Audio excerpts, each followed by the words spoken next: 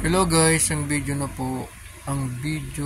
po na ito ay tungkol sa tamang pagpepresyo. So tulad po ng naipangako ko sa previous videos ko dati na ituturo ko po ang tamang pagpepresyo. So sana po sa mga baguhan dyan, lalo na yung mga baguhan pa lang sa ganitong business, o kaya yung mga bago lang nangungontrata na hindi pa po marunong magpresyo ng mabilisan, ay tamang-tama po itong video na ito. Sana po panoorin niyo po ito hanggang sa dulo. Kasi po dalawa lang naman po ang mangyayari sa atin.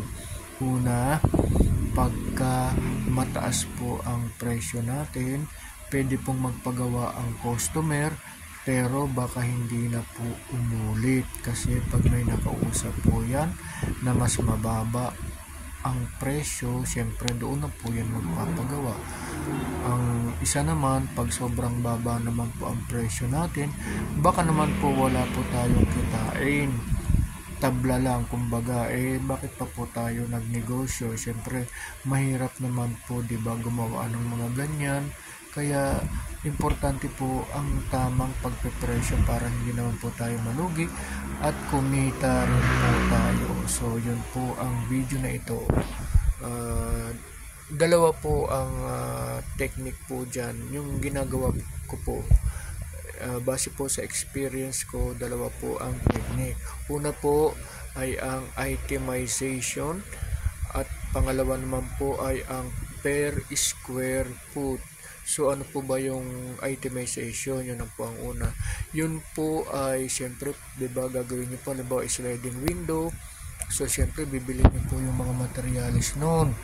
Lahat po ng materialis na ginamit nyo, ultimong screw, mga tornilyo, ay isama nyo po.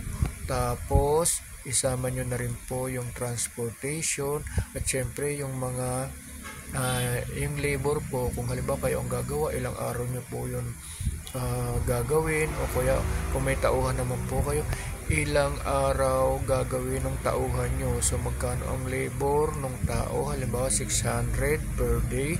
So kung 3 araw niya gagawin yun o 2 araw, so diba syempre 1-2,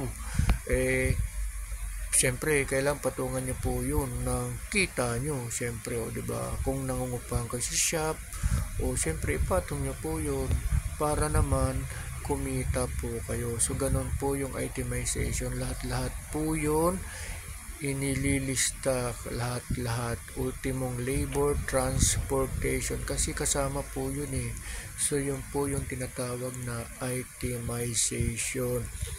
Yung pangalawa naman po, yung per square foot. Ito mabilisan lang po ito.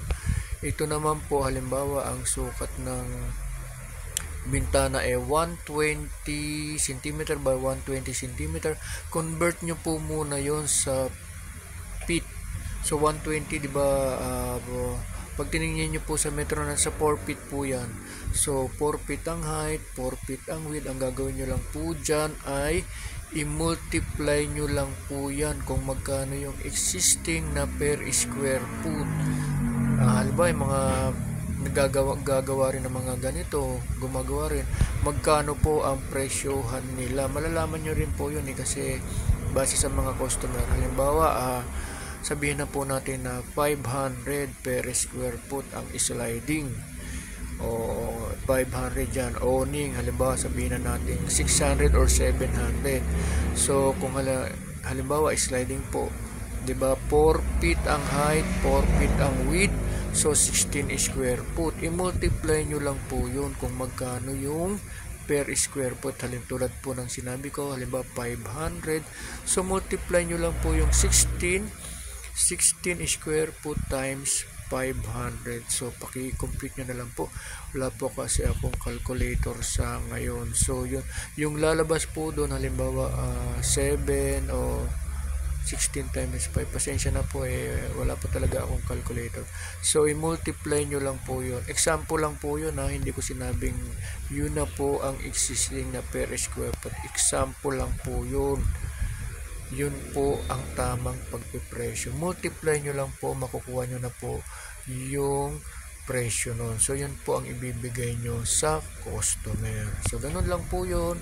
So, sana po kung magustuhan nyo ang video na to ay paki-like naman, share, at paki-subscribe na rin po. At sana po i-click nyo na rin po ang notification bell para lagi po kayong updated sa mga bago ko pang i-upload na video. So, maraming salamat po sa panonood.